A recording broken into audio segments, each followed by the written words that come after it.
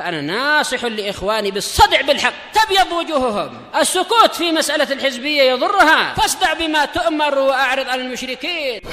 سلامي على دماج ورجالها والشيخ يحيى ودار العلم يا سعد بانيها.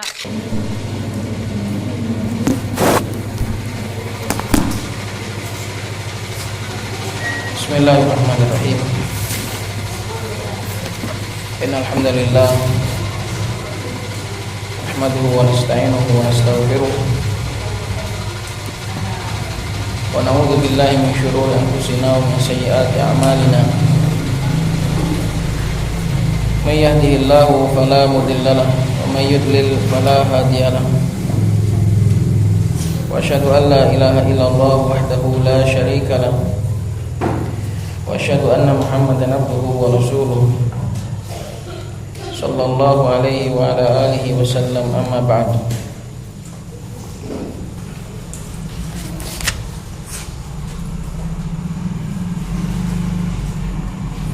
Melanjutkan tentang pembahasan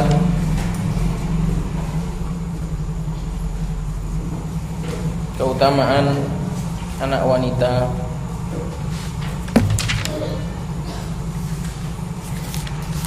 seputar kasih sayang juga terhadap anak, baik anak laki-laki maupun anak perempuan.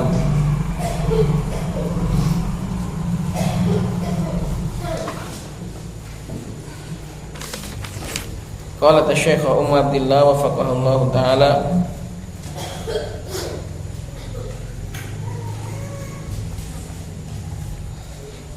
waqad kana ahlul jahiliyati idza rusiqa ahaduhum bintan fahuwa baina ahadi amrayni, imma an yubqiyaha muhanatan haqiratan wa imma an yadfanaha fit turab. Kalau memang kepanasan tidak apa-apa, dinyalakan aja kipasnya kalau panas. Kagum daripada kepanasan, terserah. Dahulu ahlul jahiliyah, apabila salah seorang dari mereka diberikan rezeki anak wanita, maka orang jahiliyah itu berada pada dua pilihan. Baina ahadi amrayni, berada di antara satu dari dua pilihan.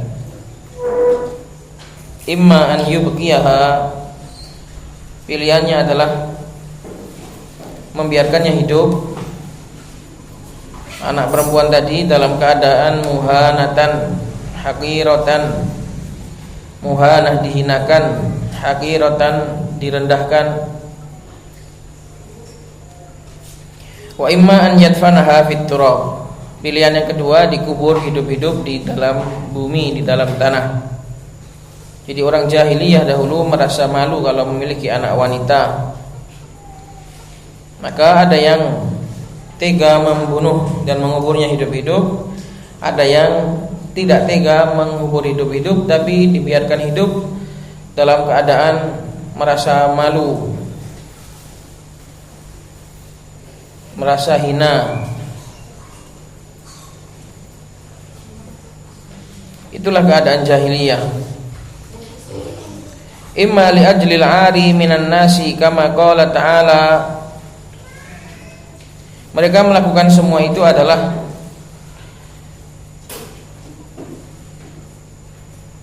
imma li ajlil 'ar, karena merasa malu dari manusia ia punya anak wanita.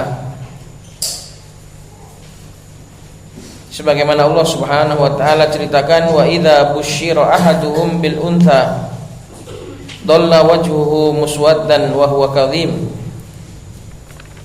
Apabila salah seorang di antara mereka diberikan kabar gembira dengan anak wanita, maka tiba-tiba saja wajahnya berubah menghitam dan dia pun menahan rasa malu.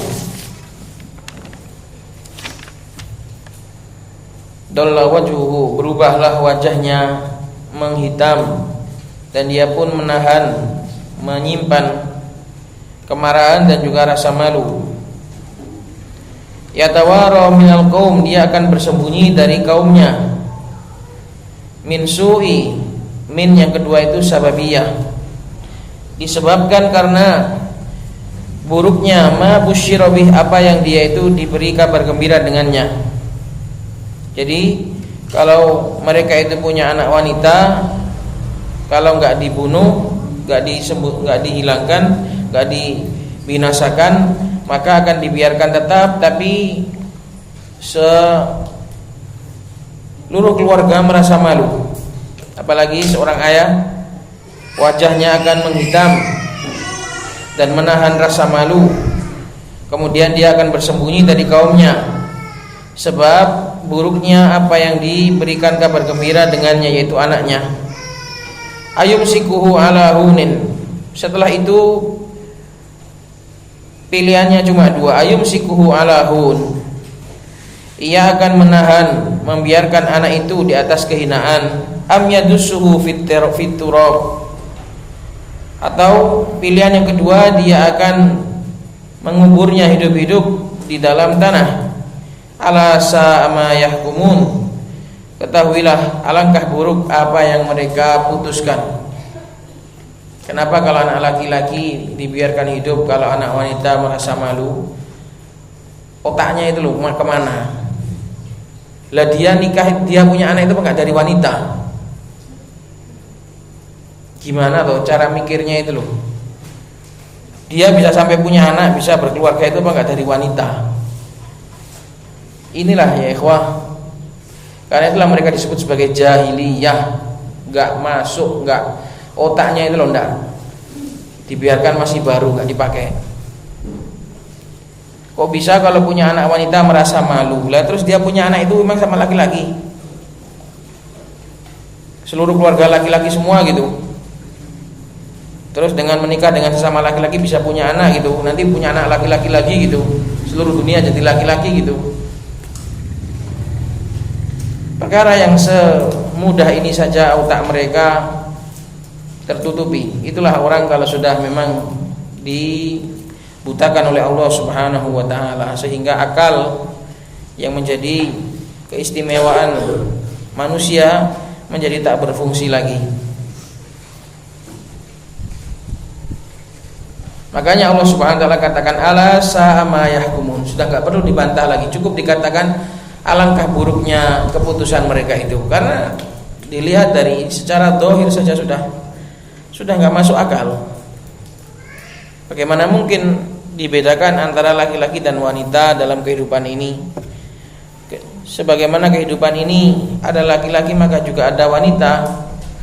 Makanya mendidik wanita itu juga sama pentingnya dengan mendidik laki-laki. Tidak ada orang yang membedakan pendidikan wanita dari pendidikan laki-laki kecuali orang-orang KKTN, membedakan antara pendidikan wanita dan laki-laki. Maka enggak benar. Yang benar itu pendidikan wanita dan laki-laki itu sama, secara porsi sama, secara kewajiban sama, secara segala hal sama. Walaupun nanti pada faktanya itu berbeda, karena memang wanita penuh dengan keterbatasan. Jadi kalau secara teori nggak ada yang beda antara laki-laki dan wanita dalam masalah pendidikan. Kebutuhannya wanita juga sama, kebutuhan dengan kebutuhan laki-laki. Nggak ada kemudian dibatasi laki-laki belajar nahwunya sampai koter, wanita cuma jurumiyah saja. Nggak ada kayak gitu itu. Nggak ada laki-laki itu wajib hafal Quran, wanita nggak perlu. Nggak ada kemudian laki-laki itu harus bisa usul fikih, wanita tidak perlu, nggak ada. Porsi ilmu antara laki-laki dan wanita itu sama. Cuma ucapannya para sahabat, ghalabana alaikar rijal, ini bukan kok secara porsi, tapi secara fakta. Secara fakta memang bagaimanapun juga yang namanya wanita kalah karena keterbatasan, bukan karena dibatasi. Mafhum? Wanita dalam masalah ilmu itu kalah dari laki-laki karena keterbatasan, bukan karena sengaja dibatasi. Enggak ada, Nabi SAW membatasi kadar ilmunya wanita, tidak ada.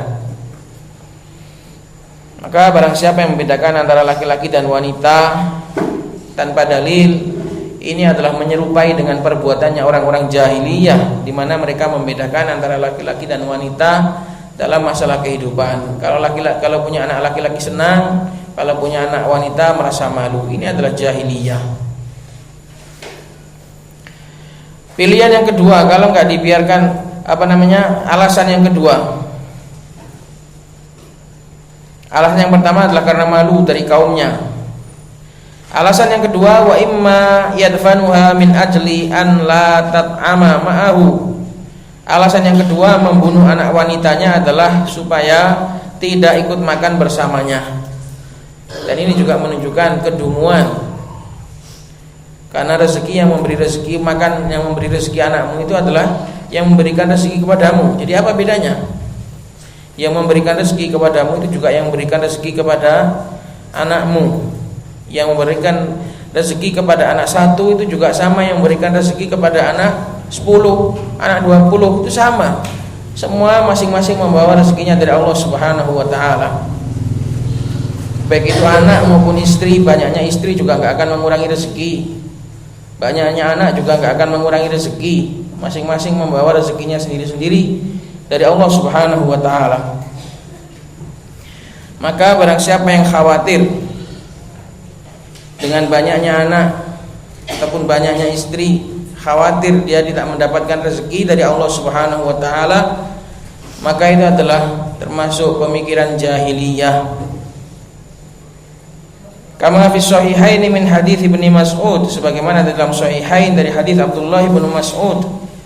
Su'ilan Nabi sallallahu alaihi wasallam min hadits Ibnu Mas'ud radhiyallahu ta'ala anhu, su'ilan Nabi sallallahu alaihi wasallam ayyudz dzambi a'dham?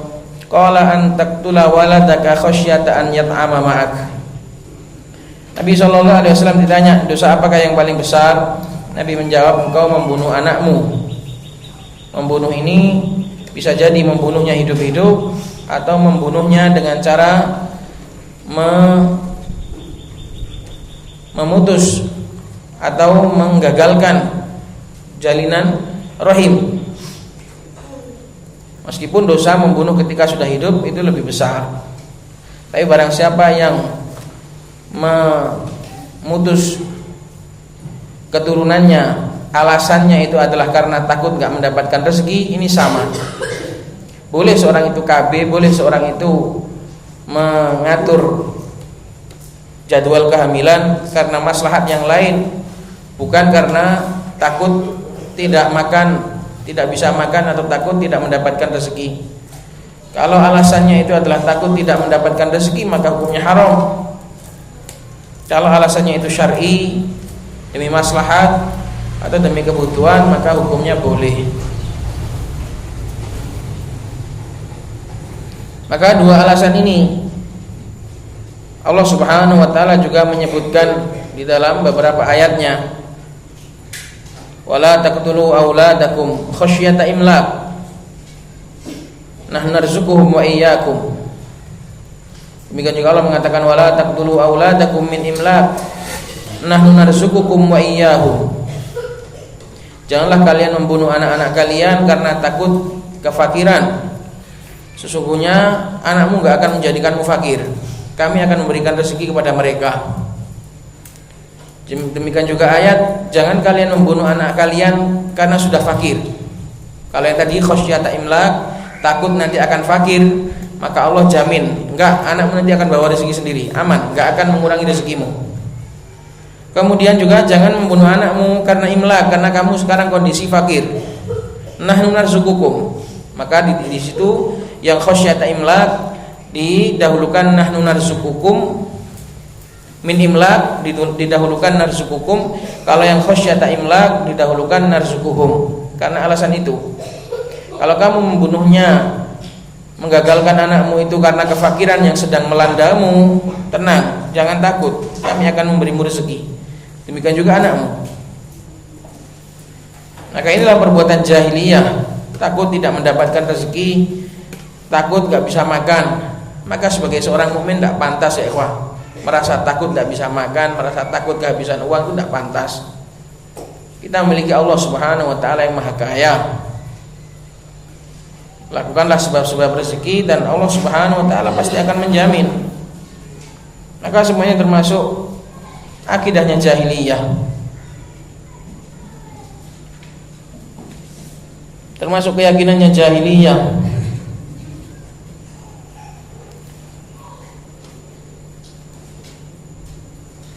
Qalat faja'a al-islamu wa bayyana manzilatal banati wa shadda azrahunna. Maka itulah keyakinan jahiliyah, sehingga datanglah Islam. Dan Islam menjelaskan kedudukan, kemuliaan putri wanita, anak wanita. Dan Islam juga menguatkan kekuatan mereka, wa shadda azrahunna, ai quwwatahun. Wa min dzalika ma yali, dan di antara apa yang dikatakan oleh Islam tentang wanita untuk menguatkan wanita adalah apa-apa yang berada di bawah ini. Bukti bahwasanya wanita juga semulia laki-laki. Al-awwalu Allahu azza wa jalla khalaqaha min nafsir rajul. Allah Subhanahu wa taala menciptakan wanita dari diri seorang laki-laki, tidak dari yang lain. Kama khalaqar rajula, sebagaimana Allah Subhanahu wa taala juga menciptakan laki-laki. Falam yakhluqha min tinatin ukhra. Allah Subhanahu wa taala tidak menciptakan wanita dari tanah yang lain, tapi diambil dari tanah laki-laki. Menunjukkan sama, bukan orang lain. Ia adalah bagian dari dirimu sendiri. Qala ta'ala wa min ayatihi an khalaqalakum min anfusikum. Syairnya adalah min anfusikum. Dan di antara tanda-tanda kekuasaan Allah adalah Allah Subhanahu wa taala menciptakan bagi kalian dari diri-diri kalian sendiri azwajan, istri-istri, litaskunu ilaiha, supaya kalian menjadi tenang kepada istri-istri tersebut. Wa ja'ala bainakum mawaddatan wa rahmah, dan Allah menjadikan di antara kalian mawaddah, kasih sayang, kecintaan, dan juga rahmah, kasih sayang. Inna fi dzalika laayatil liqaumin yatafakkarun, sesungguhnya di dalam yang demikian itu terdapat tanda-tanda bagi kaum yang mau berfikir. Maka wanita itu adalah bagian dari diri laki-laki, tidak dibeda-bedakan, secara kemuliaan sama. Atsani, yang kedua, Allah azza wa jalla ja'alaha sinwatan lirrajul. Allah Subhanahu wa taala menjadikan wanita itu adalah saudara kandung laki-laki. Sinwatan lirrajul, saudara kandung bagi laki-laki dalam masalah syariat. Fa'aujaba 'alaiha ma aujaba 'alar rajul. Allah Subhanahu wa taala mewajibkan atas wanita apa yang Allah wajibkan atas laki-laki. Laki-laki wajib salat zuhur 4 rakaat, wanita juga sama. Seluruh hukum syariat antara laki-laki dan wanita sama, kecuali yang memang Allah bedakan karena hikmah. Wa kama fil qaidah, dan sebagaimana di dalam kaidah al-aslu umumut tasyri'i illa ma khassasahu dalil. Hukum asal adalah keumuman syariat bagi laki-laki maupun perempuan, kecuali apa yang dikhususkan oleh dalil. Dan di sana datang hadis dari Aisyah radhiyallahu taala anha bahwasanya Nabi sallallahu alaihi wasallam bersabda, "An-nisa'u syaqaiqur rijal." Wanita itu adalah saudara kandungnya laki-laki, yaitu dalam masalah hukum sama. Hukum bagi laki-laki juga hukum bagi wanita. Maka wanita itu adalah saudara kandungnya laki-laki di dalam syariat, kecuali yang dikhususkan oleh dalil. Maka di sini sama antara kedudukan laki-laki dan perempuan secara kemuliaan, secara ubudiyah, secara penghambaan sama. Adapun apa yang dibedakan itu adalah nanti karena maslahat, karena norma-norma kewanitaan yang menuntut untuk dibedakan dari laki-laki. Qalat ats-tsalitsu Allahu azza wa jalla ja'ala laha minal mathubati 'alal a'mali as-solihati mithla ma ja'ala lirrajul. Allah Subhanahu wa taala, sebagaimana Allah Subhanahu wa taala juga menyamakan syariat di dunia, nanti di akhirat pahalanya juga sama. Allah menjadikan bagi wanita berupa pahala atas amalan-amalan soleh sebagaimana Allah jadikan bagi laki-laki, jadi sama. Qala ta'ala fastajaba lahum rabbuhum anni la udhi'u 'amala 'amilin minkum min dzakarin aw untha. Maka Allah mengabulkan doa mereka, Rabb mereka mengabulkan doa mereka, bahwasanya aku tidak akan menyia-nyiakan amalan seorang yang beramal dari kalian, baik dari laki-laki maupun dari perempuan. Ba'dukum min ba'd, sebagian daripada sebagian yang lain. Maka sama-sama dikabulkan, sama-sama tidak disia-siakan, dan sama-sama akan dibalas oleh Allah Subhanahu wa taala berupa pahala yang sama. Wa qala ta'ala man 'amila shalihan min dzakarin aw untha wa huwa mu'min falanuhyiyannahu hayatan thayyibah. Itu kalau tadi pahala di akhirat, pahala di dunia berupa kebahagiaan juga akan sama. Barang siapa yang beramal soleh, baik dari laki-laki maupun perempuan, sedangkan dia adalah seorang mukmin, maka sungguh pasti kami akan menghidupkannya dengan kehidupan yang bahagia, dengan kehidupan yang sejahtera. Maka kesejahteraan hidup yang sesungguhnya adalah dengan iman dan amal soleh. Wala najziyannahum ajrahum, dan nanti di akhirat juga akan kami balas mereka dengan pahala mereka bi ahsani ma kanu ya'malun, dengan sebaik-baik apa yang mereka perbuat.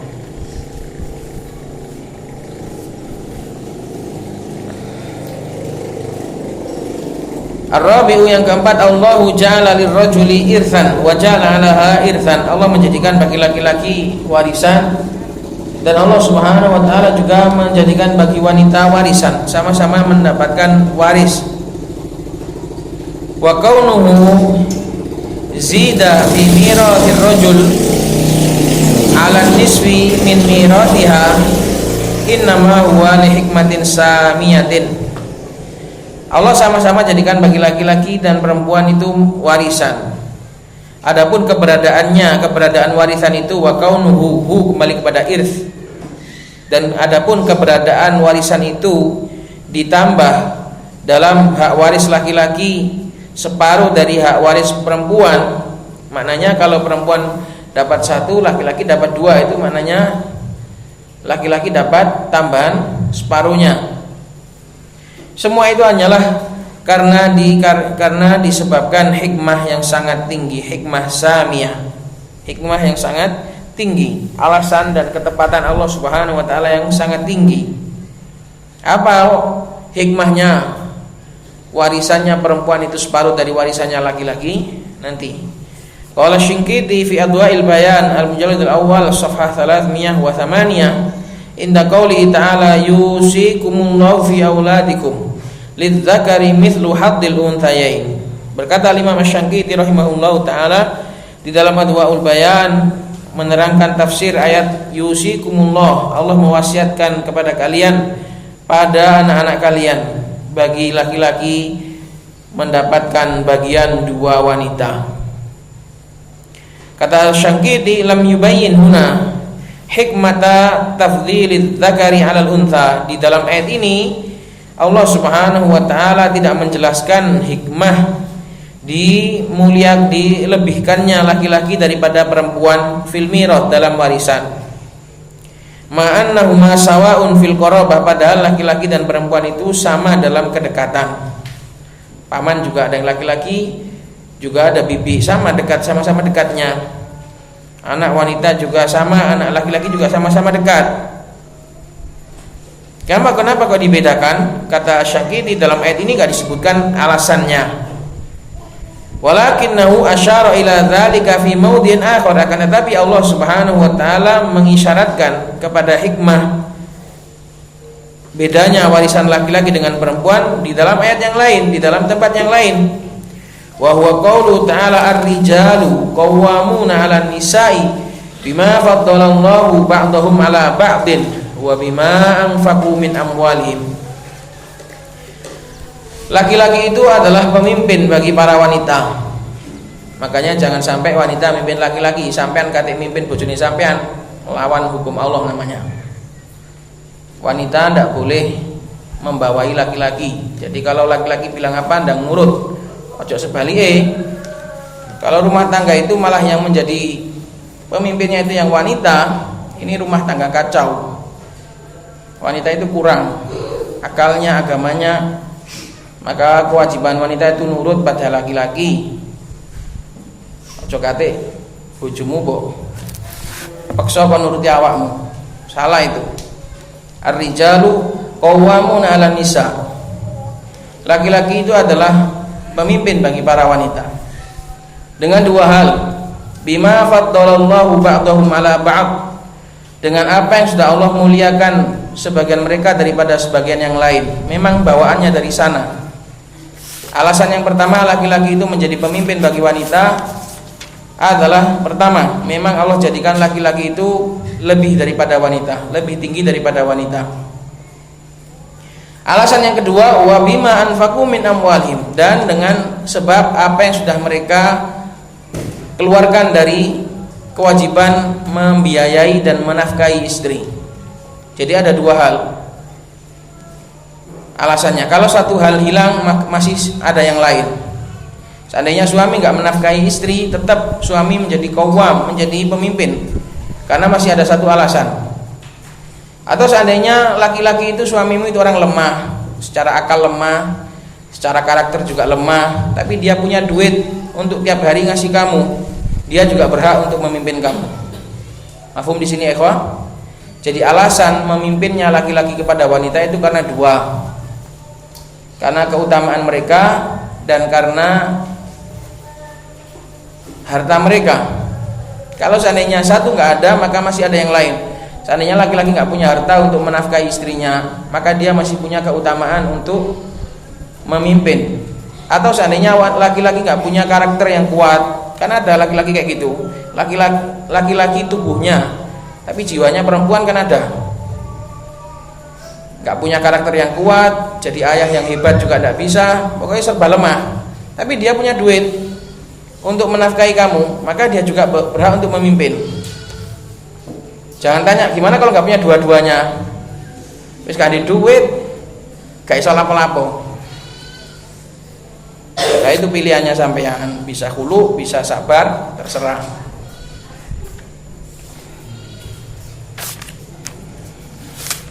Syahidnya adalah di sini Allah katakan wa bima anfaqu. Kenapa laki-laki itu mendapat jatah warisan banyak? Karena mereka itu punya tugas dalam hidup ini untuk menafkahi.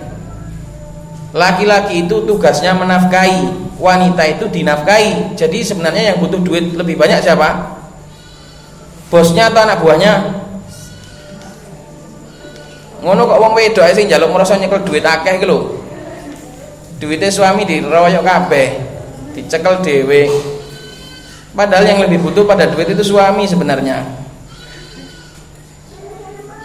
Bisa paham istidlal dari ayat ini kenapa laki-laki itu jatah warisannya lebih banyak daripada perempuan? Karena laki-laki itu bertugas untuk menafkahi, bukan dinafkahi.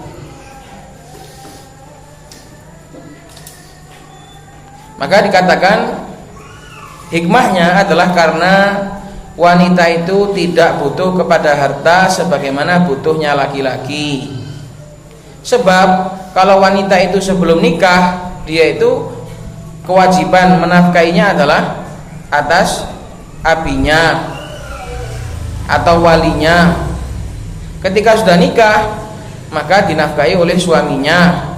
Kalau suaminya tidak mampu, maka dinafkahi oleh anaknya. Loh, enak toh jadi wanita itu, gak usah megang duit.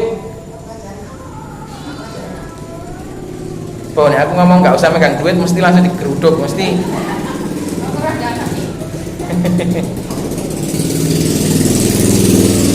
Wanita kalau tidak punya anak, ya tadi tugas walinya pokoknya masih ada terus seumur hidup tetap ada. Kalau tidak ada yang menanggung, nanti ditanggung kawannya, baitul mal, diambilkan dari baitul mal. Kan masuk wanita yang terlantar. Itu. Syahidnya adalah wanita itu tidak membutuhkan harta sebanyak apa yang dibutuhkan oleh laki-laki. Adapun laki-laki, maka kewajibannya adalah menafkahi selainnya. Karena itulah Allah Subhanahu wa taala jadikan antara dua anak itu warisannya beda. Anak laki-laki mendapatkan banyak, lalu dia nanti membawai orang, dia nanti nafkahi orang. Adapun anak wanita warisannya sedikit, lalu dia nanti dinafkahi orang. Begitu loh. Itulah hikmahnya Allah Subhanahu wa taala.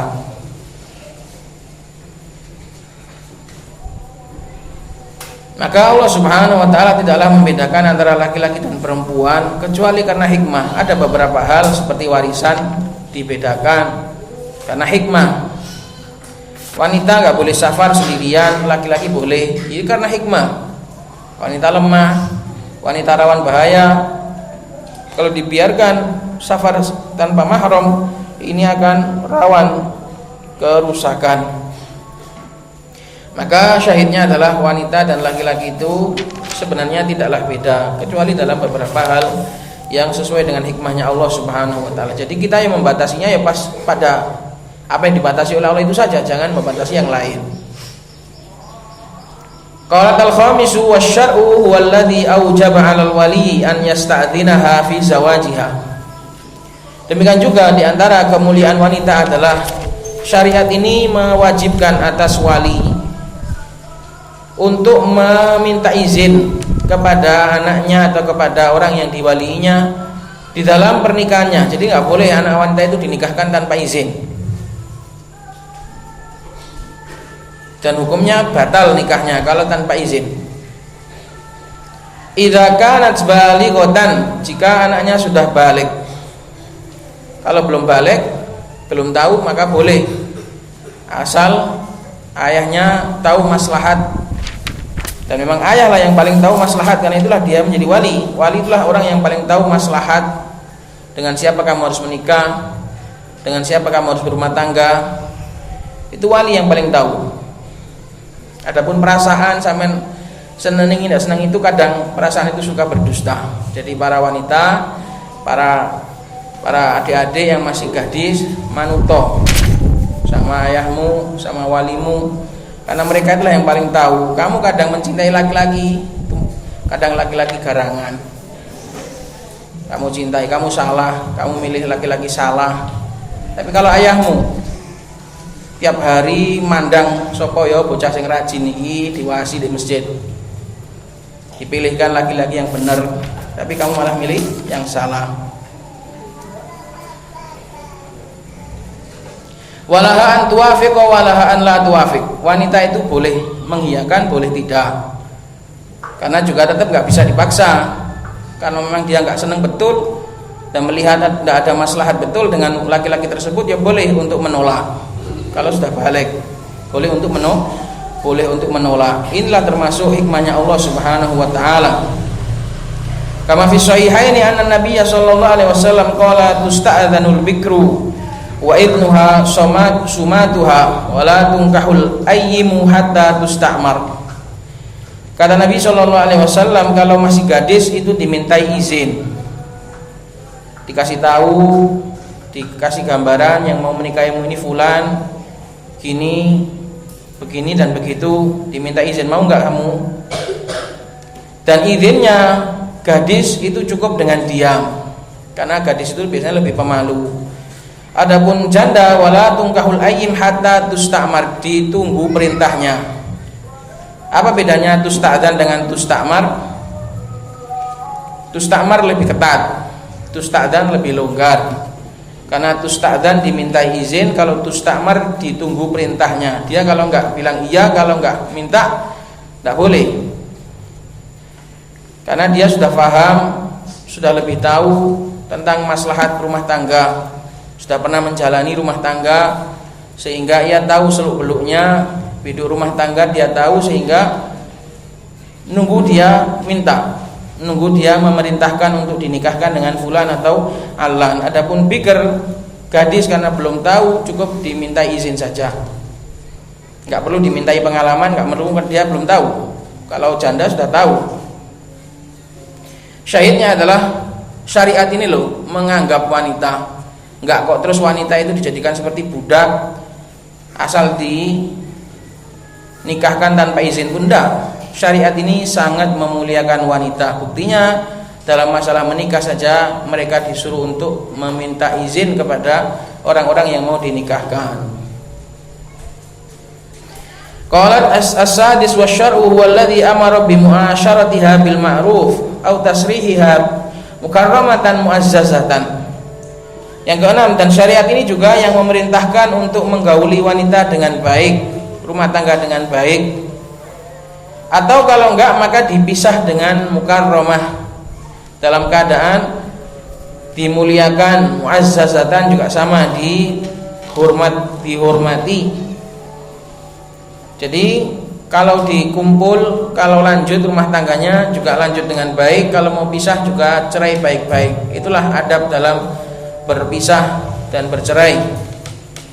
Qala ta'ala wa idza talaqtumun nisaa fa balagna ajalahunna fa amsikuhunna bima'rufin aw sarrihuhunna bima'ruf. Apabila kalian mentalak para wanita, tolak raj'i, kemudian mereka hampir, fabalagna di sini maknanya qaruba intihau iddatiha, hampir selesai iddahnya. Jadi bukan kok nunggu selesai, kalau sudah selesai ya sudah enggak ada lagi hak bagi suami. Tapi kalau belum selesai iddahnya, suami lebih berhak untuk merujuk. Fa amsikuhunna bima'ruf, maka kalau hampir selesai kalian harus milih. Imma kalian rujuk, fa amsikuhunna maknanya dirujuk untuk supaya bersatu lagi dengan baik-baik, au sarrihuhunna bima'ruf, atau kalian milih untuk melanjutkan tolak itu dan berpisah dengan baik. Wala tumsikuhunna diraran lita'tadu, jangan sampai kalian itu niat rujuk itu untuk menyakiti, lita'tadu untuk berbuat adawah, untuk berbuat tidak menyakiti. Dipisah, dicerai dengan kezaliman, terus dirujuk lagi untuk dizalimi lagi, enggak boleh. Umay yaf'al dzalika faqad dzalama nafsah, barang siapa yang melakukan itu maka dia telah menyakiti dirinya sendiri, mendolimi dirinya sendiri. Ini janji dari Allah bagi seorang istri yang didolimi oleh suaminya, itu suami itu mendolimi dirinya sendiri. Wa qala ta'ala at-talaqu marratan, batas tolak raj'i itu 2 kali. Fa imsakum bima'ruf, pilihannya imma ditahan setelah itu dengan ma'ruf atau dipisah dengan baik-baik. Maka ini juga adab di dalam berpisah. Kalau bercerai hendaknya bercerai baik-baik. Sebagian salaf dahulu ditanya, kalian berdua kenapa cerai? Katanya seorang yang berakal tidak akan menyebutkan alasan kenapa dia bercerai. Maknanya ditutupi, aib istrinya juga ditutup, aib suaminya juga ditutup, sehingga dia bercerai dalam kondisi buku tertutup baik, 0000 lagi. Dia menjadi orang asing yang pernah tahu banyak tentangnya, dan suami juga menjadi orang asing yang pernah tahu banyak tentangnya, dan masing-masing diam dari aib yang lain. Gak boleh saling mengolok-olok, gak boleh saling memusuhi dan membenci dan mengumbar aib satu dengan yang lain. Itulah adab dalam Islam, adab bercerai, supaya walaupun bercerai tetap ukhuwah, tetap terjalin, walaupun sudah gak nikah, walaupun sudah bukan suami istri lagi, tapi tetap masih saudara. Karena banyak di dalam fakta ini, seorang kalau sudah cerai, ya wes cerai semua. Yang cerai itu bukan cuma suami istri, cerai kabeh, sak keluarga-keluarganya ikut cerai semua. Itulah ya ikhwan yang harus diperbaiki, tidak boleh seperti itu.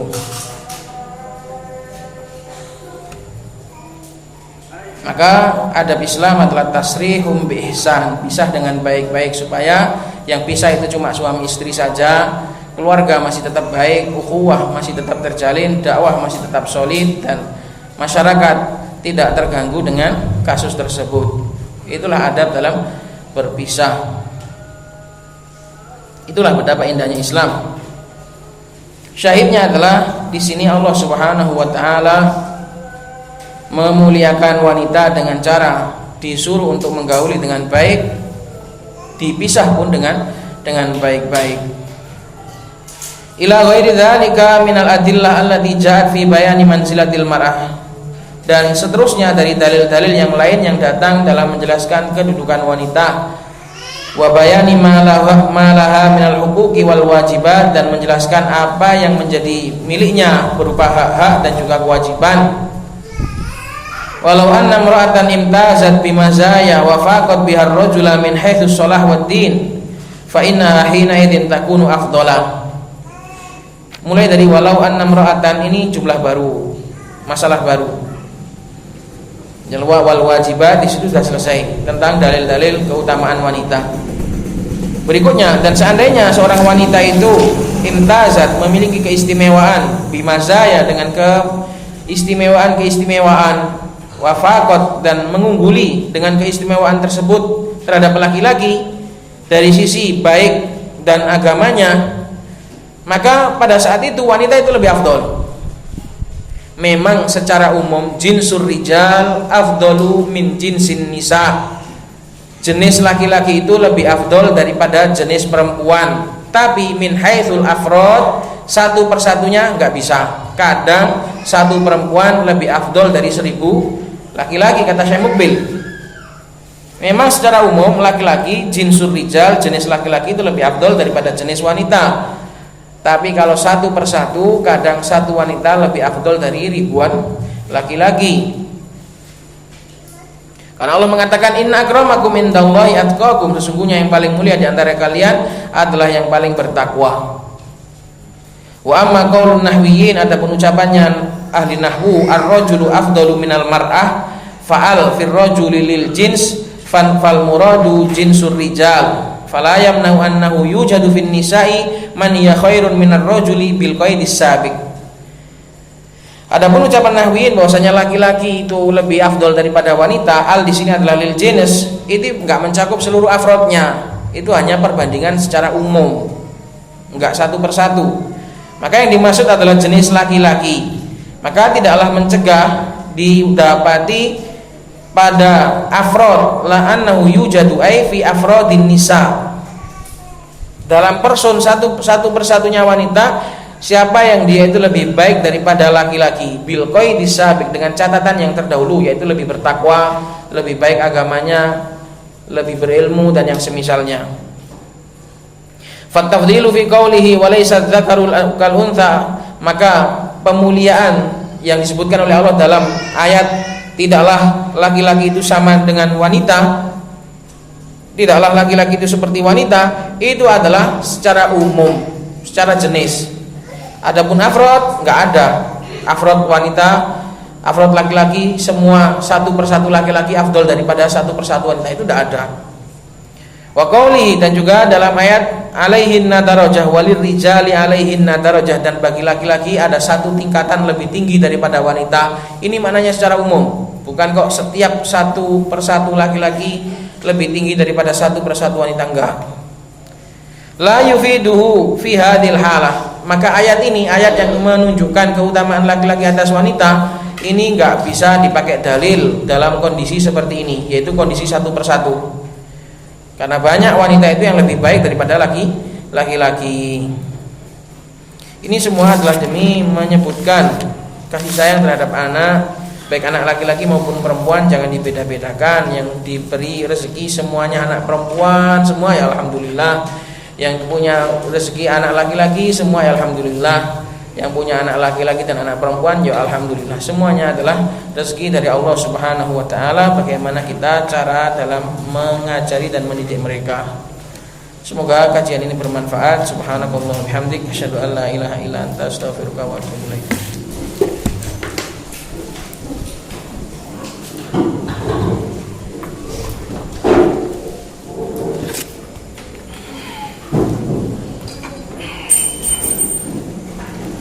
Jazakallahu khairan.